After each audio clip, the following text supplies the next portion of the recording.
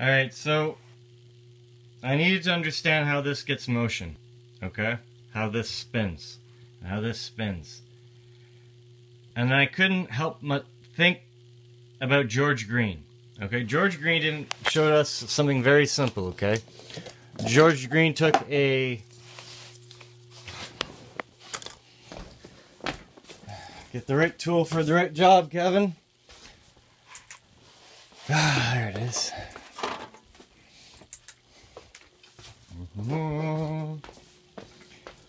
George Green showed us that if you took a roll of tape and you lined it with hot glue and you put magnets all the way around the inside of the tape, and then you took a ball bearing and you glued a magnet to to it, and if you were able to hold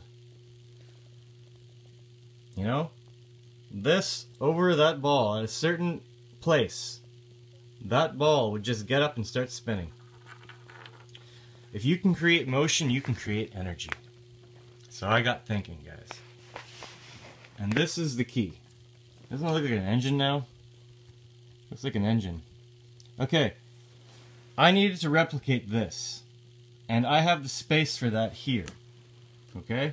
Right here. Inside. Okay? Now what this is would have to be magnets. A north and a south. Okay? So these would be, ring magnets. Okay? And you can probably get a ring magnet broken into 4 and then just make everything out of metal. Because remember, this right here is an antenna. After the antenna, it's expecting a magnet. Okay? Doesn't care what shape or size or configuration that magnet is for the circuit, guys. These could be all shorted together using metal. Okay? Doing a north and south configuration. So we'll have to get 8 chunks, okay, to make 2 complete circles. Okay? Connected with metal probably. Okay? And that will create a magnet the same size as one of these ends, where we would have, I would imagine, copper coil going around because of the eddy effect, and your magnet here. But it would be on the other, I don't know how it would be in front of or behind a bearing, guys, or something. Or maybe just the magnets will spin on each other. Okay, I don't know, guys. It could just be as simple as 2 magnets spinning on top of each other. Okay?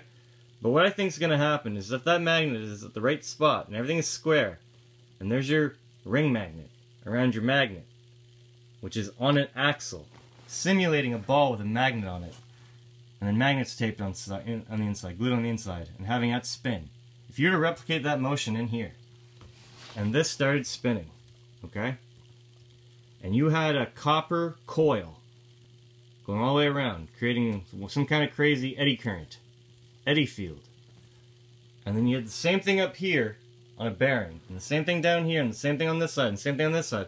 I wonder if this generated motion in this direction, guys, would have enough effect on the other 2 directions.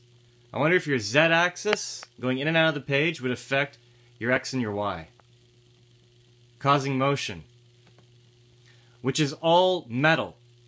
Every part here is metal, so everything is kind of shorted on this side, back down to where it connects with the magnets to complete the circuit. You're using coils in a different manner on this side. You're using coils to harness the eddy currents and the eddy effect of the relationship between motion and magnets and copper. Okay?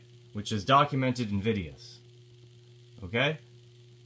And I'm thinking that perhaps the motion that is being stopped by your, handcrafted insulator here. See, some of this is resting on the magnet part. So maybe there's a transfer of, north to south polarity, we're making a one-dimensional line out of, 2 singularities, guys. We're actually literally creating a one-dimensional line of magnet. Okay? It's not going to have any effect on this stuff. It's not touching. But there's stuff happening you can't see. And I really do understand this principle. I will put a link in the description. Okay?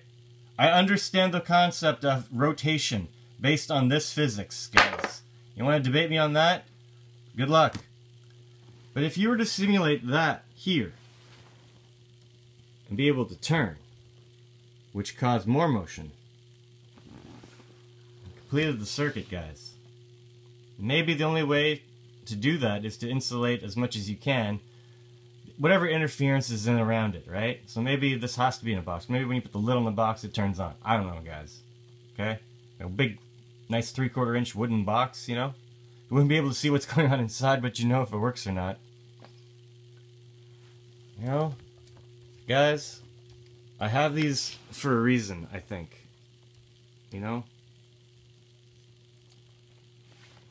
Like, I see it. I see it now. I can't be the only one. Like, I know it just happened, guys, but like I'm not bullshitting here. I'm just trying to put it together. A magnet on something that can swivel. With a magnet over here, that's the whole purpose. Maybe this is where the voltage is created, and maybe this is where the current is created, guys. Your voltage and your current combined into one circuit.